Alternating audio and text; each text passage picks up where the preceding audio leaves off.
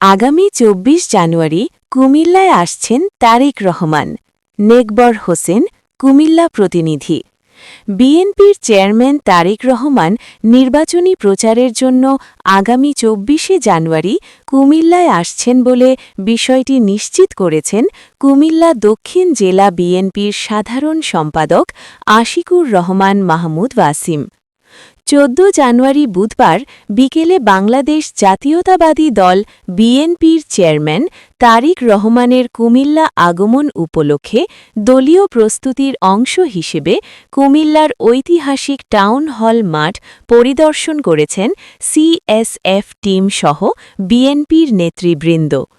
পরিদর্শনকালে নেতৃবৃন্দ আগমন অনুষ্ঠান সফল ও সুশৃঙ্খলভাবে সম্পন্ন করার লক্ষ্যে মাঠের সার্বিক অবস্থা, নিরাপত্তা ব্যবস্থা, মঞ্চ স্থাপন, জনসমাগম ও অন্যান্য প্রস্তুতি নিয়ে বিস্তারিত আলোচনা করেন।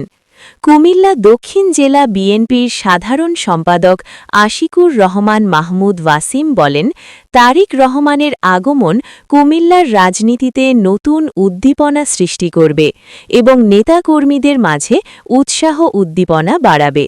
কুমিল্লা মহানগর বিএনপির সভাপতি উদবাতুল বারী আবু বলেন, বিএনপির চেয়ারম্যান তারেক রহমান কুমিল্লায় আগমন উপলক্ষে ব্যাপক প্রস্তুতি নেওয়া হচ্ছে।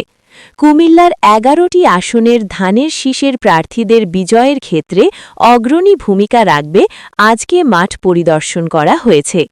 ওনাকে দেখার জন্য, ওনার বক্তব্য শোনার জন্য কুমিল্লার বিএনপি নেতাকর্মীরা অপেক্ষার প্রহর গুনছে।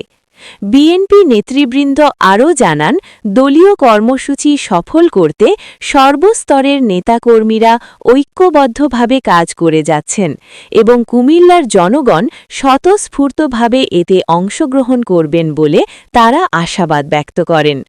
পরিদর্শনকালে বিএনপির বিভিন্ন পর্যায়ের নেতাকর্মী ও সহযোগী সংগঠনের প্রতিনিধিরা উপস্থিত ছিলেন।